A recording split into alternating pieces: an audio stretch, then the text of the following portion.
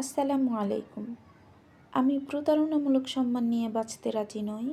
আমি ফাঁকি দিয়ে পাওয়া সম্মান নিয়ে মাথা উঁচু করে দাঁড়াতে পারি না। কারণ যে সম্মান মিথ্যার উপর দাঁড়িয়ে থাকে, সে সম্মান আসলে লজ্জার আরেক নাম। আর যে প্রশংসা প্রতারণা থেকে আসে, সেই প্রশংসা আত্মাকে ধীরে ধীরে হত্যা করে। আল্লাহ তাআলা কুরআনে স্পষ্ট করে বলেন, হে মুমিনগণ, আল্লাহকে ভয় করো এবং সত্যবাদীদের সঙ্গে থাকো। তাহলে বলুন, মিথ্যার উপর দাঁড়ানো সম্মান কিভাবে গ্রহণযোগ্য হয়? আজকের সমাজে অনেকেই সফল, কিন্তু প্রশ্ন হলো কিভাবে?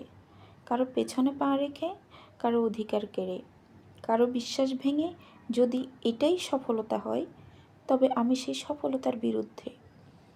রাসূল সাল্লাল্লাহু আলাইহি ওয়াসাল্লাম বলেছেন, যে ব্যক্তি প্রতারণা করে সে আমার উম্মতের অন্তর্ভুক্ত নয়। একটু ভাবুন, যে মানুষ রাসূল সাল্লাল্লাহু আলাইহি ওয়াসাল্লামের উম্মতের তালিকাতেই নেই, তার পাওয়া সম্মান কি আসলেই সম্মান?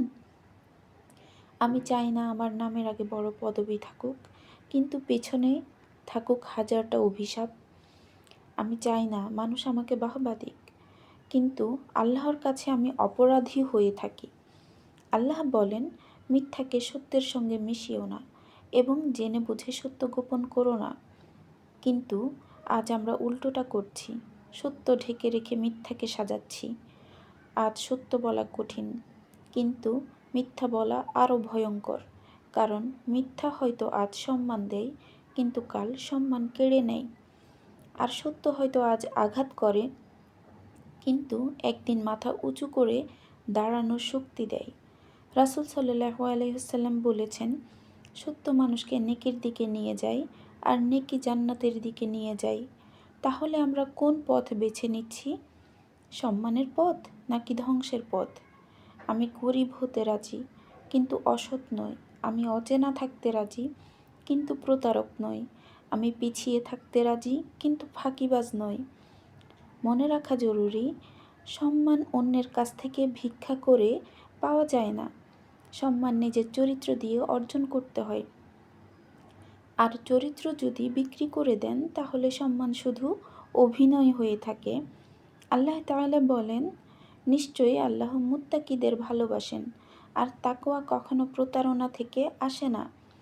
আজ আমি এই সমাজকে বলতে চাই, যেখানে প্রতারণাকে বুদ্ধিমত্তা বলা হয়, সেখানে সততাই সবচেয়ে বড় বিদ্রোহ। যেখানে ফাঁকিকে স্মার্টনেস বলা হয়, সেখানেও সৎ থাকাটাই সবচেয়ে বড় সাহস। আমি জানি এই পথে হাঁটলে লোক কম হবে, হাততালি কম হবে, সুযোগ কম আসবে, কিন্তু রাতে ঘুম শান্তির হবে, আর আয়নায় তাকিয়ে নিজেকে লুকাতে হবে না। আমি প্রতারণামূলক সম্মান চাই না। আমি ফাঁকি দিয়ে পাওয়া নাম চাই না। আমি চাই অল্প হোক, কিন্তু হালাল হোক, নীরব হোক, কিন্তু নিষ্পাপ হোক, কঠিন হোক, কিন্তু সম্মানের হোক। কারণ শেষ পর্যন্ত মানুষ ভুলে যাবে তুমি কত বড় ছিলে, কিন্তু আল্লাহর কাছে হিসাব হবে তুমি কতটা সৎ ছিলে।